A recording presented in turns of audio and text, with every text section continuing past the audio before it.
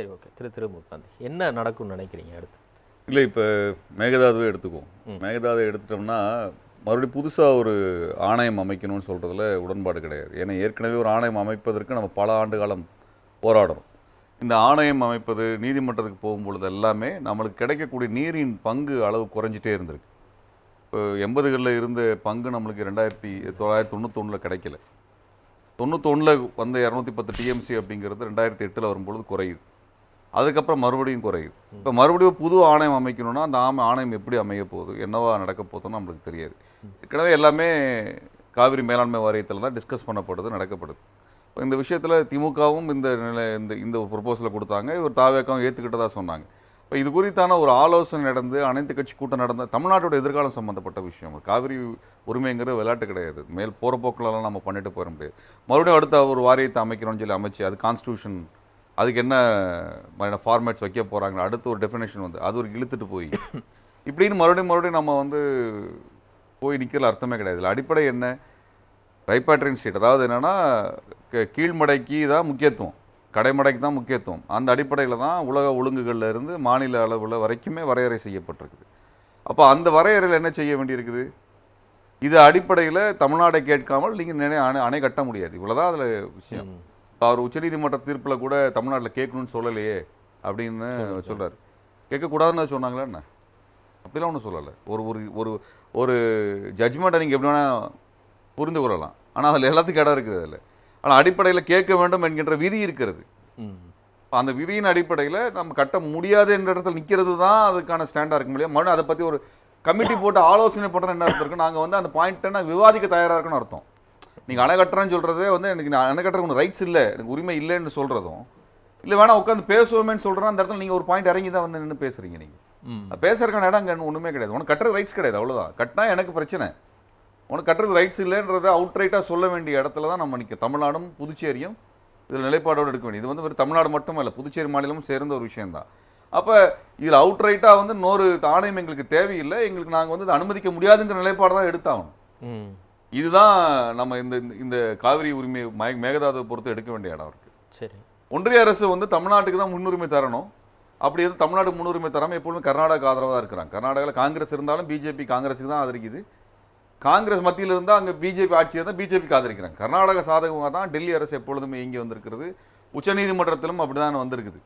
அப்போ இந்த மேகதாது அணை சம்பந்தமான விஷயங்களில் வெளிப்படைத்தன்மை தேவை.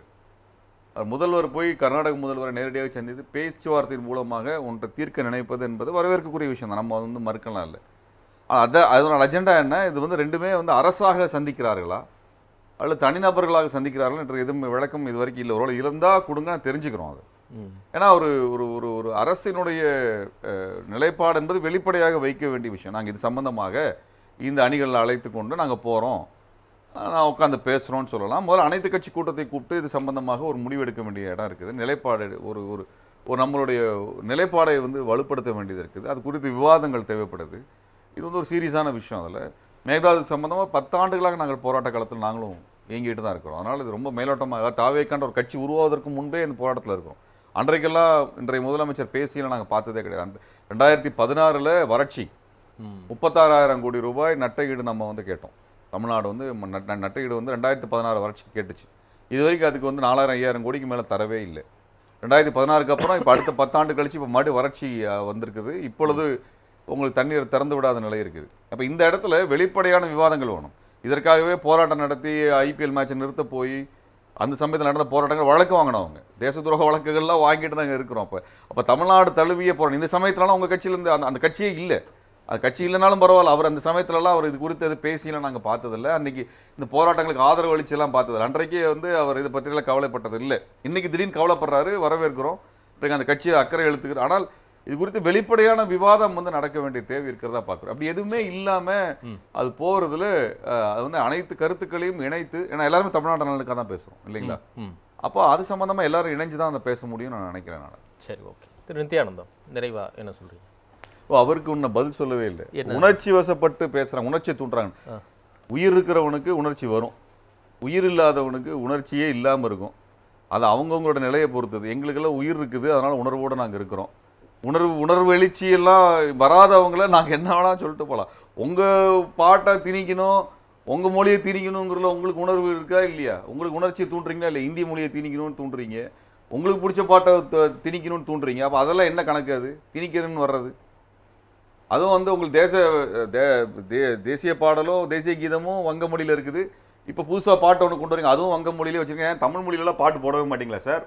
தமிழ் மொழி ஊர் முழுக்க போய் பேசுறேன்னு சொல்கிறாரு நரேந்திர மோடி. ஏன் தமிழ் மொழியில் பாரதியார் கொண்டாடுறீங்க? தமிழ் மொழிலாம் பாட்டு வைங்களா? அவரும் இந்திய பாரத தேசத்துக்குலாம் பாட்டு எழுதியிருக்கிறாரு. வச்சா குறைஞ்சா போயிடுவீங்க. ஏன் மேற்கு வங்கத்தில் அந்த வங்க மொழி பாட்டை தான் 2 பாட்டு, ஒரு பாட்டு வங்க மொழியில் வச்சுருக்கிறீங்க, தாகூர் கொடுத்த பாட்டை வச்சுருக்கிறோம். சரி, இந்த பாட்டை வேறு மொழியில் வைங்களேன். எல்லாமே உங்கள் மொழியில் நீங்கள் வைக்கிறப்போ உங்களுக்கு உணர்வுகளே இல்லாமல் தான் நீங்கள் பண்ணுறீங்களா? பற்றே இல்லாமல் தான் பண்ணுறீங்களா? நாங்கள் எங்கள் மொழி சம்மந்தமாக எங்கள் ஊரில் தான் நாங்கள் எங்கள் மொழியை பற்றி பேசுகிறோம். கர்நாடகாவில் வை, உத்தரப்பிரதேசில் வை, பீகாரில் தமிழ் தாய் வாழ்த்து பாட நான் கேட்குறோம். எங்கள் ஊரில் எங்கள் மொழிக்கு இடம் இல்லைன்னா வேறு எந்த மொழிக்கு இடம் கிடையாது சார். எங்களுக்கு தேவையே இல்லை. அப்படி உணர்ச்சியே இல்லாத உங்களை மாதிரியான ஆட்கள்லாம் இருக்கிறீங்கன்னா நீங்கள் எந்த மாநிலத்தில் இருந்து அதை நடத்த முடியுமோ நடத்திக்கோங்க. எங்களுக்கு ஒரு பிரச்சனையும் கிடையாது. எங்கள் ஊரில் எங்கள் மொழிக்கு தான் இடம், மற்றவங்களாம் இடம் கிடையாது. எங்கள் மொழிக்கு மரியாதை இல்லைன்னா அப்படிப்பட்ட நபர்கள் எங்கள் ஊரில் தேவையே இல்லை. உங்களுக்கு எங்கே மரியாதை கிடைக்குதோ அந்த ஊரில் போய் நீங்கள் இருந்துக்கலாம். அந்த மாநிலத்துக்கு நீங்கள் போய்க்கலாம். நாங்கள் தடுக்கல. இங்கே இருந்து நாங்கள்லாம் உங்களுக்குலாம் சேவை செய்ய முடியாது. தமிழ் மொழி மரியாதை தராத இடத்துல வெளியே போய்க்கிறது தான் சரியானதாக இருக்கும். அதே மாதிரி ஒரு போராட்டம் சொல்லி மாற்று கருத்து சொன்னா வெளிநாட்டு அது என்ன வெளிநாட்டு நீங்க மட்டும் தான் இந்த நாட்டில் பிறந்தீங்கன்னா மத்தாலாம் இந்த நாட்டில் பிறக்கலையா? மத்தாலும் வரி கொடுக்கலையா? மத்தாலும் வரி கொடுக்குறாங்க. இந்த எஸ்ஐஆர்ல போட்டுதான் எல்லாத்துக்கும் ஓட்டர் ஐடியில லிஸ்ட் கொடுத்துருக்கீங்க. இப்போ டெல்லியில போராடினவங்கள ஓட்டு போட்டு வந்தான போராட்டம் நடத்தி இருக்கிறான். சரி, ஓகே. அப்ப இது என்ன எல்லாம் வெளிநாட்டு செய்தி ஐயோ நீங்களே வந்து வெளிநாட்டுல இருந்து வந்த ஆட்கள் தான் மக்கள் சொல்றாங்க. உங்களுக்கே வந்து வெளிநாட்டுல அவ்வளவு அமைப்பு வச்சிருக்கீங்க, அதுல இருந்து பணம் வசூல் பண்ணிட்டு இருக்கிறீங்க. RSSக்கு அமெரிக்கால அமைப்பு வச்சிருக்கீங்க, பணம் வசூல் பண்றீங்க. கனடால வசூல் பண்றீங்க, ஐரோப்பால வசூல் பண்றீங்க. இதுல நேராவே பார்த்திருக்கோம். வெளிநாட்டுல இருந்து பணத்தை வாங்கி கூச்சிட்டு இருக்கிறீங்க.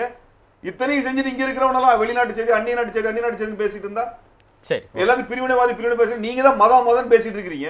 நன்றி. நாங்க அடையாளத்தோட வரோமா? நீங்க தான் அடையாளத்தோட வர்றீங்க. நேரம் கிடக்குறோம். சரி, நன்றி.